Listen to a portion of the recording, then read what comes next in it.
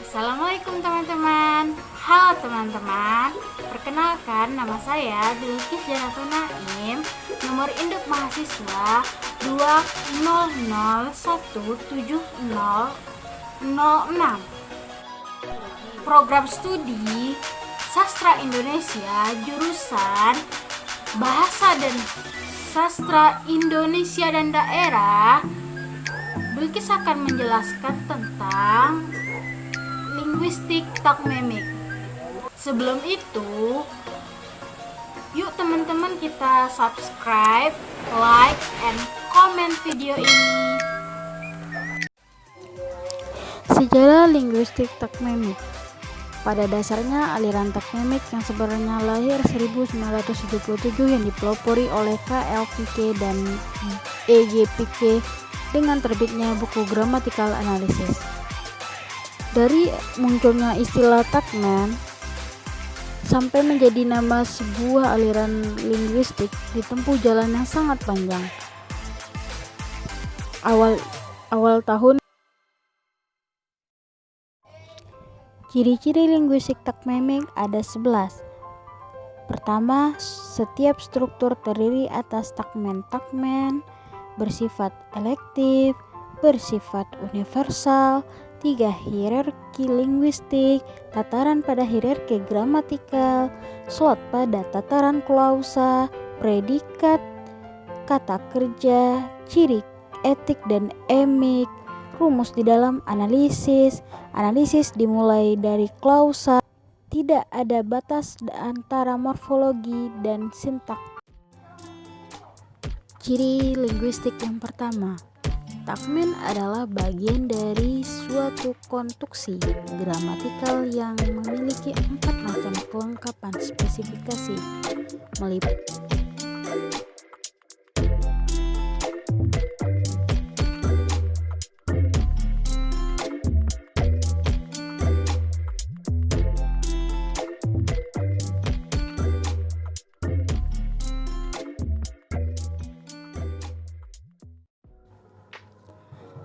Ciri linguistik takmemik yang kedua adalah bersifat elektif, yakni perpaduan dari aneka macam teori yang dirangkum sesuai dengan proporsi masing-masing.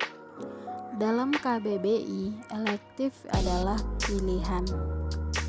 Pilihan yang dimaksud dalam ini adalah sesuai dengan proporsi masing-masing dari pilihan itu sendiri. Ciri-ciri linguistik takmemik yang ketiga adalah bersifat universal. Bersifat universal ini berlaku untuk semua bahasa, akan tetapi keseluruhannya itu dalam arti dapat berlaku di semua bidang kehidupan manusia. Artinya, linguistik takmemik dapat diberlakukan di semua bidang kehidupan manusia. Keempat, tataran pada hierarki gramatikal. Tataran terendah dalam hierarki gramatikal menurut teori ini adalah morfem, sedangkan tataran tertinggi adalah wacan. Tataran dalam hierarki gramatik lebih dari sekedar pencakupan potong, di dalam potongannya lebih besar. Setiap tipe utama memiliki di dalam perilaku. Yang pertama adalah hierarki referensial.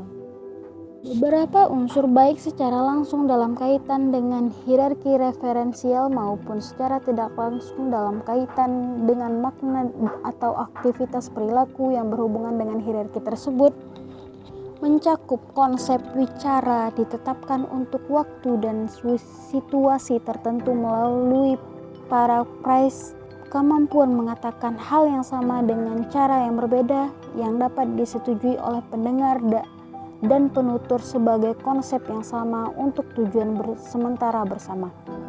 Contoh, seorang ibu berkata kepada tetangga terdekatnya, Salma baru saja pulang atau anakku sudah kembali. Ujaran-ujaran itu belum tentu dapat dipahami oleh orang yang tidak dikenal mereka. Yang kedua adalah hierarki fonologikal.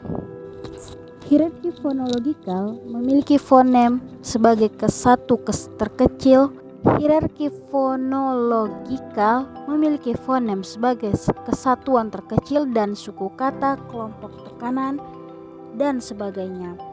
Sebagai kesatuan-kesatuan yang lebih tinggi dari hierarki itu. Ciri-ciri hierarki fonologikal yaitu bunyi berbaur bersama, masuk dalam struktur medan, bisa mengandung kontrak senada yang relevan, dapat digambarkan dalam bagan komponen tali satuan, tempatnya dalam kata mempengaruhi pelafalan, dan jumlah dan susunannya mempengaruhi struktur silabel. Hierarki yang ketiga adalah hierarki gramatikal. Hierarki gramatikal atau ketatahahasaan memiliki takmem sebagai kesatuan terkecil dan konstruksi takmemik yang beraneka ragam sebagai kesatuan-kesatuan yang lebih tinggi dalam hierarki itu. Bahasa kita sangat berguna untuk mengemas kembali materi menjadi beberapa potongan yang kaya akan informasi dan jumlah potongan yang lebih besar merupakan jumlah potongan bagian kata, frase, dan klausa. Dalam pandangan mengenai gramatika, tataran dalam hierarki lebih dari sekedar tingkat pencakupan potongan di dalam potongan yang semakin besar. Setiap tipe utama tataran tersebut mempunyai semacam fungsi dalam perilaku. Susunan strukturalnya yaitu bentuk sekaligus memiliki suatu dampak yang umum pada pendengaran atau yang kita sebut sebagai makna tataran tersebut. Selanjutnya adalah slot pada tataran klausa. Slot pada tataran klausa, subjek, predikat, objek, dan adjung. Pada tataran kalimat tidak ada subjek dan tidak ada pula predikat. Objek dan adjung pun barang belum tentu tidak ada juga. Kesemuanya itu hanya milik klausa, bukan milik kalimat. Slot pada tataran kalimat berupa inti atau necklace dan inti luar atau margin atau pokok dan sebutan atau topik dan Predikat kata kerja. Menurut teori takmemik, slot predikat harus kata kerja. Selain kata kerja, tidak mungkin menduduki slot predikat. Itulah salah satu ciri-ciri dari linguistik takmemik. ciri etik dan emik. Aliran ini mulai menegakkan eksistensi ciri etik dan emik di dalam struktur. Ciri etik adalah ciri yang tidak membedakan struktur, sedangkan ciri emik adalah ciri yang membedakan struktur.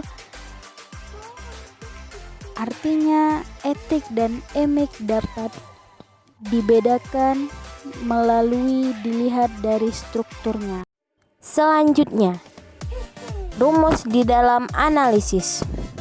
Di dalam analisis selalu menggunakan rumus yang rapi, rangkap, dan tuntas.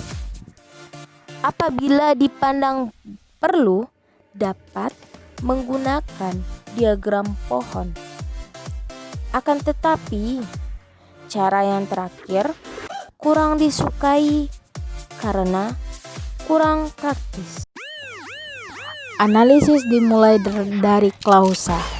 Apabila aliran struktural mengawali analisisnya dari kata, teori transformasional mengawali analisisnya dari kalimat, maka teori takmemik diawali analisisnya dari tataran klausa.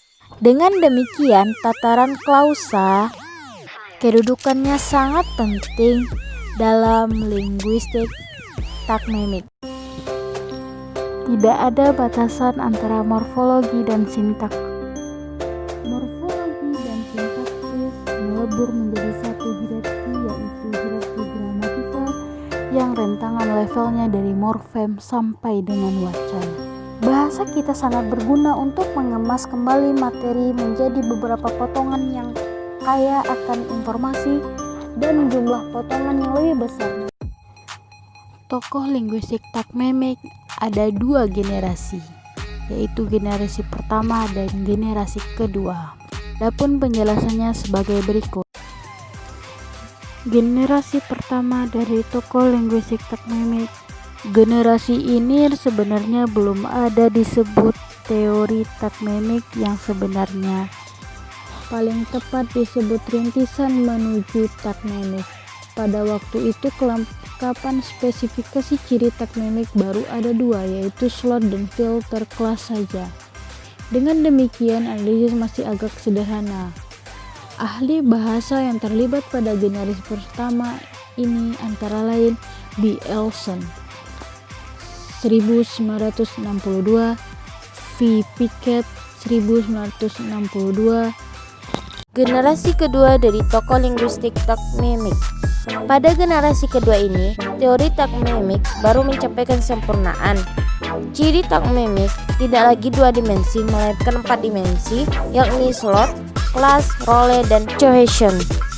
Sebenarnya, Verhardt pernah mengemukakan konsep tentang analisis kalimat atau klausa yang senada dengan teori takmemik ini. Demikian pula makanan orang Sunda dengan menggunakan teori takmemik. Kelebihan dan kekurangan linguistik takmemik. Kelebihan 1. Aliran ini berwawasan eklektik sehingga prinsip-prinsip aliran pratakmemik dihargai dan diperhitungkan sesuai dengan karakteristiknya. 2. Dengan konsep semesta, bahasa apapun dapat dianalisis dengan teori takmemik. 3. Level gramatikal sangat lengkap dari morfem hingga wancana. 4. Dalam pengajaran bahasa dapat digunakan dua pendekatan, yakni pendekatan komunikatif dan pendekatan kontekstual. 5. Fleksibilitas dalam analisis bahasa. 6. Menempatkan subjek dan predikat pada klausa, bukan pada kalimat. 7. Mempertajamkan daya analisis, tidak sekedar menghafalkan prosedur dan menghafalkan simpulan. Bab 4. Kelebihan dan kekurangan linguistik takmemik. Berikut adalah penjelasan dari kelebihan dan kekurangan linguistik takmemik. Kekurangan linguistik takmemik. 1. Tidak tampak kekasan karena eklektik. 2. Terjadi ketidakaturan pada hierarki gramatikal. 3. Dalam masyarakat konservatif, predikat harus kata kerja dan tidak ada istilah nominal belum berterima di semuanya masyarakat. 4.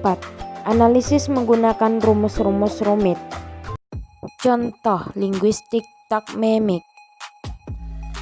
Saya. S adalah subjek, Fn adalah frase nominal. 2. Membuka.